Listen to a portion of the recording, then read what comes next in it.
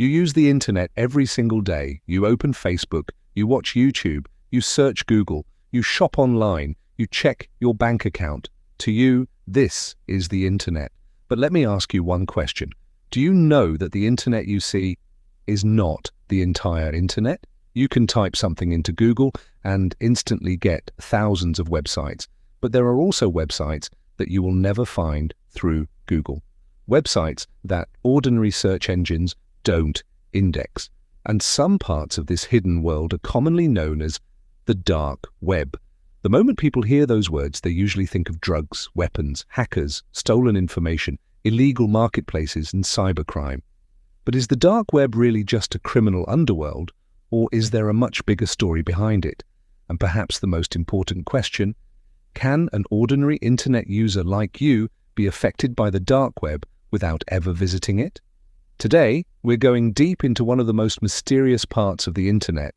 We'll discover what the dark web actually is, the difference between the surface web, deep web, and dark web, how Tor works, why anonymity technology was developed in the first place, how marketplaces like Silk Road became enormous criminal ecosystems, how law enforcement managed to bring some of them down, and finally, how your own digital identity can end up in the underground world of cybercrime. Stay until the end, because the final part may be the most important one for you. Let's start by clearing up one of the biggest misconceptions. A lot of people think internet equals Google.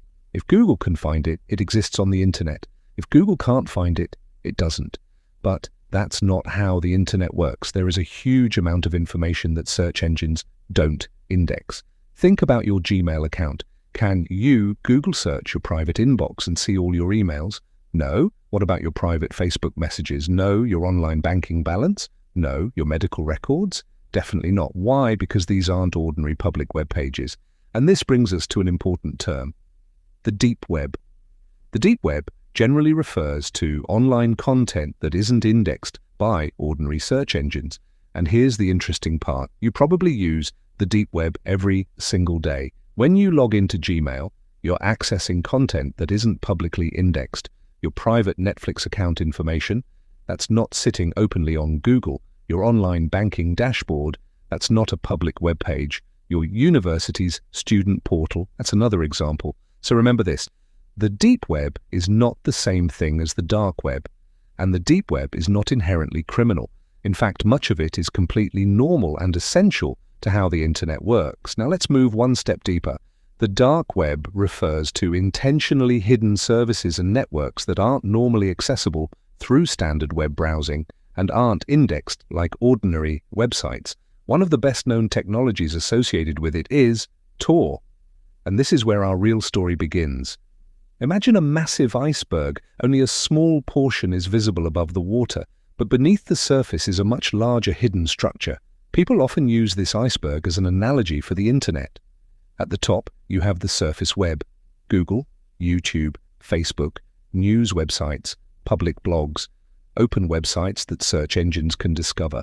Below that, there's the deep web, private databases, email accounts, banking systems, cloud storage, company systems, private dashboards. And then there are intentionally hidden networks and services commonly associated with the dark web. But there's something important you need to understand. You may have seen claims online saying things like, only 4% of the internet is the surface web, or 96% of the internet is hidden. Those numbers should not be treated as precise scientific measurements. The internet isn't divided into 3 perfectly measurable layers. The boundaries are complicated, and estimating the exact size of each part is difficult. So think of the iceberg as an analogy, not an exact map. But the basic idea remains true. There is far more online information than what Google shows you. So now comes the obvious question. Why would anyone need a hidden network in the first place? To understand that, we need to go back several decades.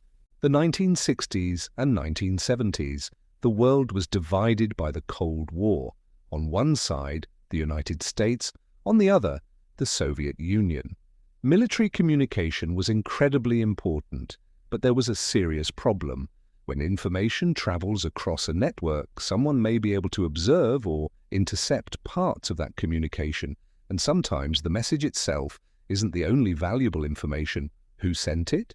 Where did it come from? Where was it going? Who was communicating with whom? That information can reveal just as much as the message itself. This helped drive research into secure communication and ways to protect the identity and location of users. Then came ARPANET, one of the important predecessors to today's Internet. Computer networks continued to grow. And as the Internet became more powerful, another problem became increasingly obvious.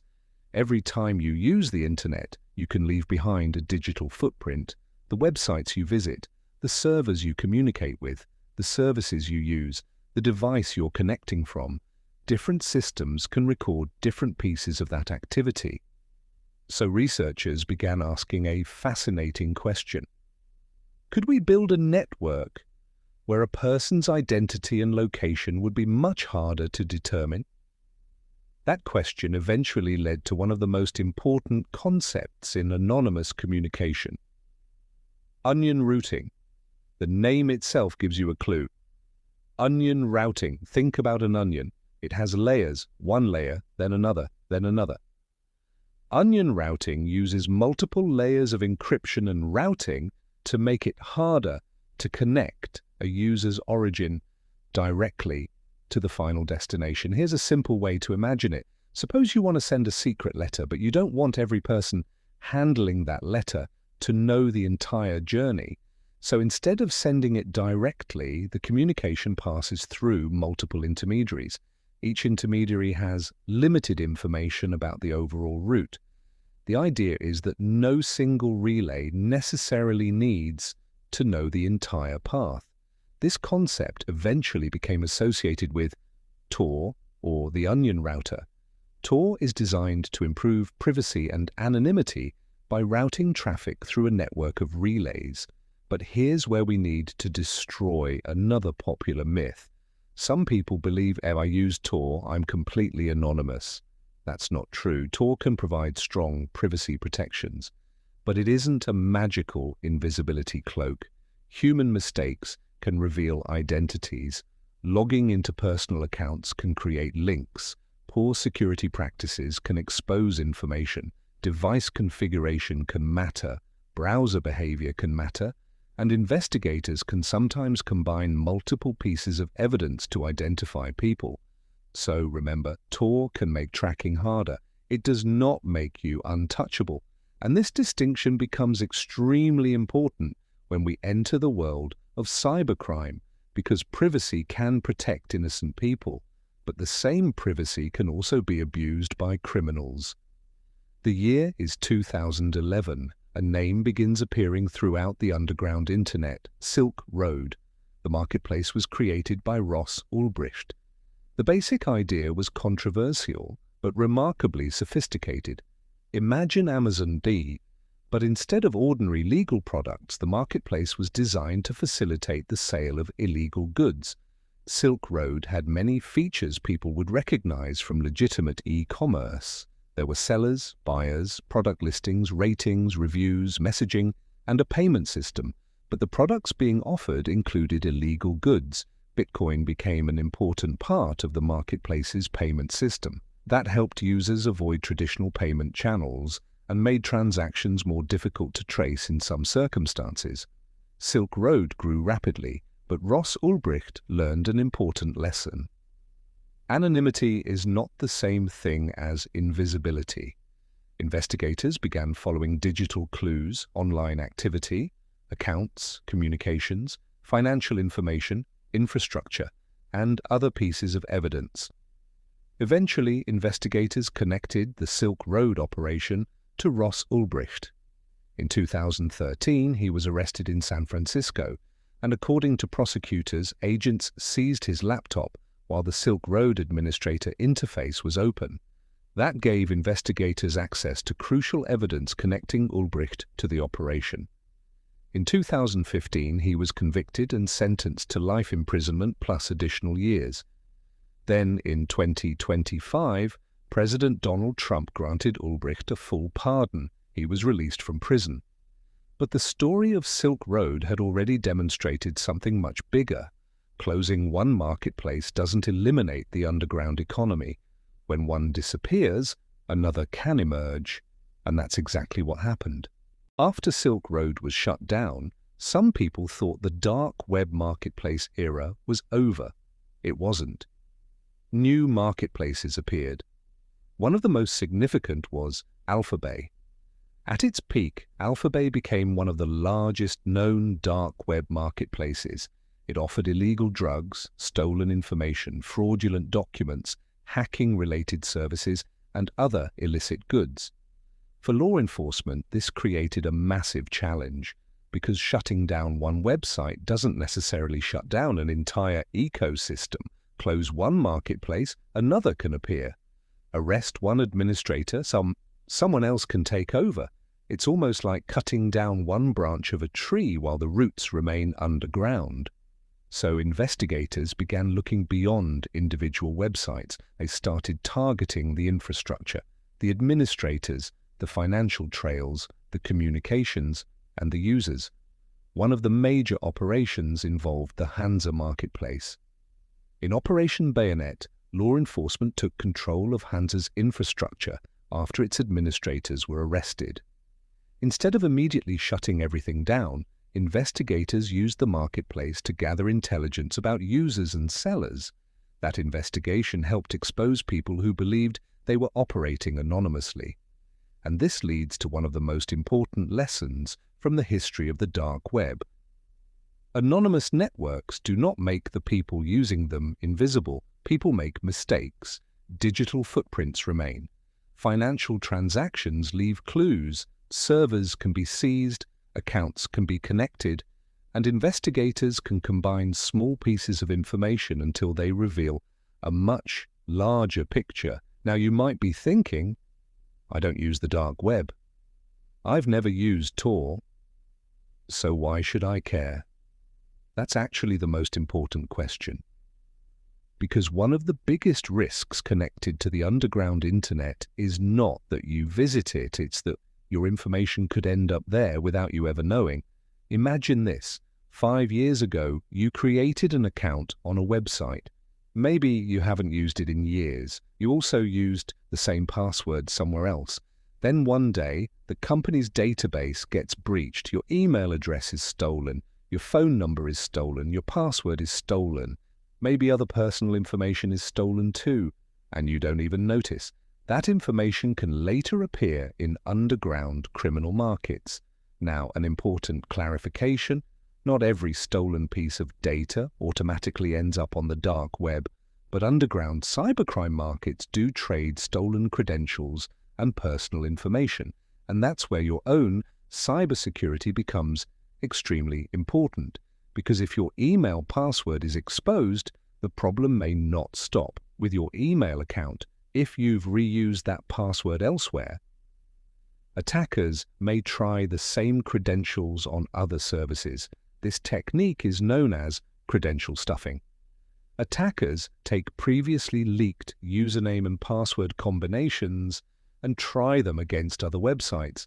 And if you've reused the same password across multiple accounts, one breach can potentially become many compromises. That's why password reuse is one of the simplest security mistakes you can avoid. Now let's go back to 2017. A massive ransomware attack began spreading around the world. Its name, WannaCry. Thousands of organizations and hundreds of thousands of computers were affected globally. Hospitals were disrupted. Businesses were disrupted. Organizations struggled to access their systems. The malware encrypted files and demanded a ransom. The incident became a major warning to the world. Cybercrime wasn't some distant problem happening only to hackers in secret online communities. It could affect hospitals, companies, government organizations, and ordinary people. You don't have to be a hacker. You don't have to visit the dark web. You don't even have to understand how cybercrime works. To become a target, your computer can be infected, your account can be stolen, your information can be leaked, your identity can be abused. And that's why understanding the dark web isn't about being scared of a mysterious corner of the internet. It's about understanding the larger world of digital security. Now we come to one of the most disturbing stories associated with the dark web. A phrase you've probably heard before, red room. Online forums and viral stories have claimed that there are secret dark web websites where people can supposedly watch live torture and pay to influence what happens. It's an extremely disturbing idea, but here's where you need to be careful, because a huge amount of dark web mythology is built from rumors, hoaxes, and scams. Some so-called red room websites have reportedly demanded cryptocurrency. Others have used fake countdown timers. Some have been designed to trick visitors into downloading malware. And some supposedly real videos have simply been recycled from completely different sources. So, not every red room story you see online is real. That doesn't mean violent criminal content doesn't exist online. Unfortunately, serious crimes and horrific material are real, but sensational claims should not automatically be accepted as facts. And there's another reason these stories spread so easily. Fear sells, curiosity sells, mystery sells. Scammers understand that. They can create a terrifying story, convince people that they have found something secret, and then demand cryptocurrency from frightened or curious visitors. So when you hear a shocking dark web story, the smartest response isn't panic, it's skepticism. Now we reach an important question. Is the dark web completely evil? No. Privacy technology itself isn't a crime. Journalists can use privacy-preserving technologies to protect sensitive sources. Researchers can use them to study censorship and online privacy. Whistleblowers may need anonymous communication. People living under extreme censorship may rely on privacy tools to communicate safely, so we have to separate the technology from the way it is used. Think about a kitchen knife. You can use it to prepare dinner, or someone can use it to hurt another person. The tool itself doesn't determine the intention. The same basic principle applies to privacy technology. Anonymous communication has legitimate uses, but criminals have also exploited those same technologies. And that's the uncomfortable reality of the dark web. It can protect people who genuinely need privacy, while also providing cover for people trying to commit serious crimes. So what should we take away from this journey? First, the deep web and the dark web are not the same thing. Your Gmail inbox, your online banking dashboard, your private accounts, much of that belongs to the deep web.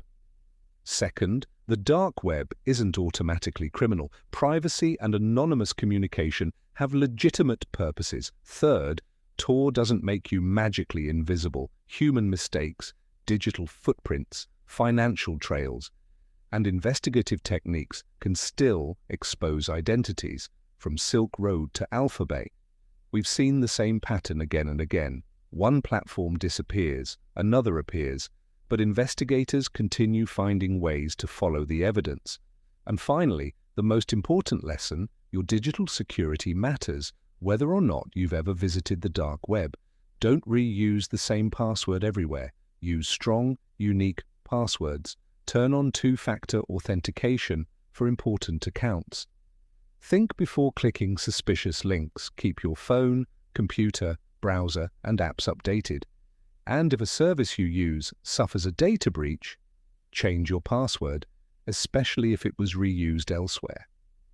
Because once information is uploaded to the internet, you can't always control where it ends up. The internet isn't just Google. It isn't just Facebook. It isn't just YouTube. There are enormous amounts of information and activity happening beyond what you see every day. And perhaps the biggest lesson of all is this. The more connected our lives become, the more valuable our privacy becomes. If you enjoyed this documentary, our next episode can go even deeper into how Tor actually routes traffic, how hidden services work, how investigators track criminals operating behind anonymity, and which of the internet's most famous dark web stories are actually true. If you found this video interesting, hit like.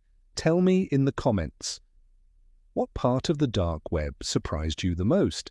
And subscribe for more documentary-style stories about technology, cybercrime, mysteries, and the hidden side of the internet. Until next time, stay curious, stay skeptical, and stay safe online.